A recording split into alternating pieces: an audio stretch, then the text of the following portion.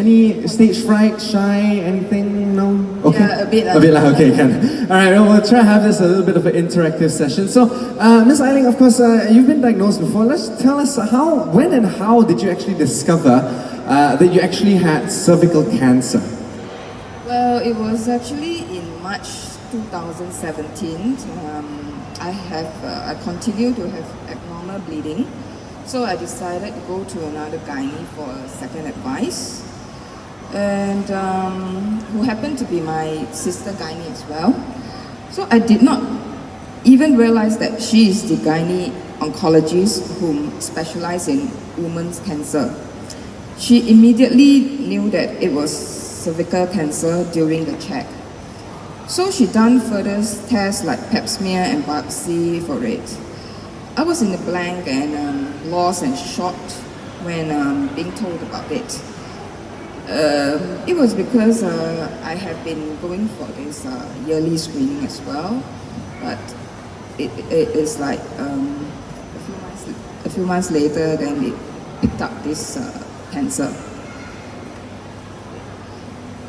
All right. Okay. So that was when and how you actually discovered. Now, at what stage was it that you were actually diagnosed with cervical cancer?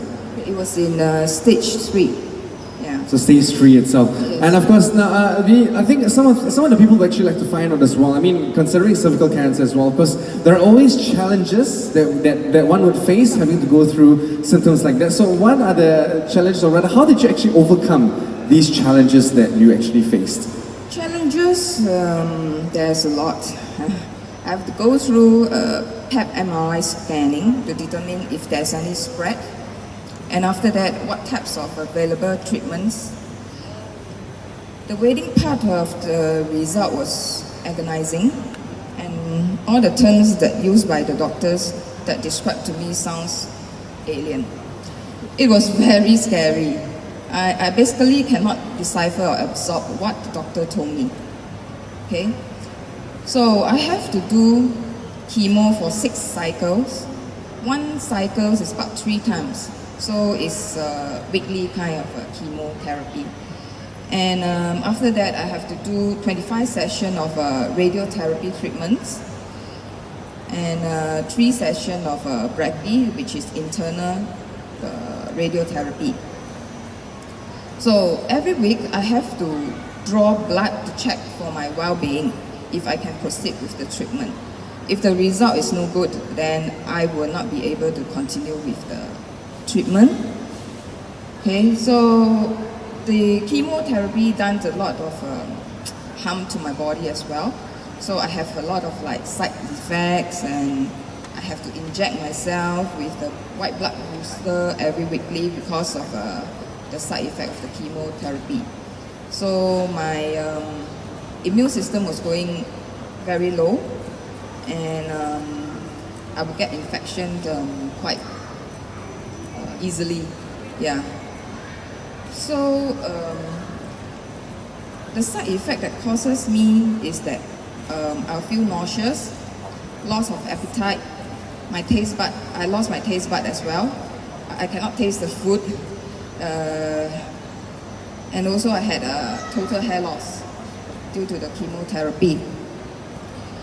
Okay, so, and I was also not able to sleep well. Okay, so I had I'm tired always, and I had tummy issue, and I also facing menopause. Yeah. Okay. The challenges also I face is that a fear of losing my life. When I first told, I have 2 primary school going kids, and I hold a full-time job as well. So when I was being diagnosed, I cannot work, of course, because the chemotherapy was quite heavy dosage for me. So although medication is given to overcome the side effect, but in long term, it also causes harm to my health as well.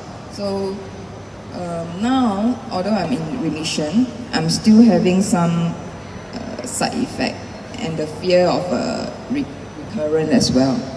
Yeah. So how I overcome is that I will do some light exercises, and I will read up.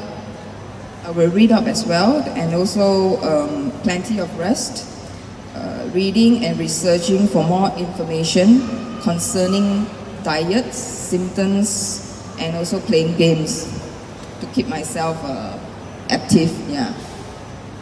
All right, so this is of course how you actually overcome. Now, you mentioned about reading and of course researching. Is there one of the advice that you would give to the ladies that are here? I mean, when it comes to situations like that, or even before actually finding out that you were struck with cervical cancer or any other cancer per se, this would be one of the advice that you would give to the ladies that are here, or any additional advice? Probably, reading to keep me occupied is one of the things. Yeah, so it does help, and to stay healthy when you're doing treatment is also very important. Yeah, so we have to keep active and keep a positive mindset always. All right, so keeping a positive mindset, staying healthy. Are you still very healthy now, Miss Eileen? You're doing a lot of sports. Yeah. Favorite sport now so far? Any favorite sport that you enjoy doing? Yeah, I'm doing trampoline jumping. Oh, trampoline jumping. Yeah. All right. Yeah.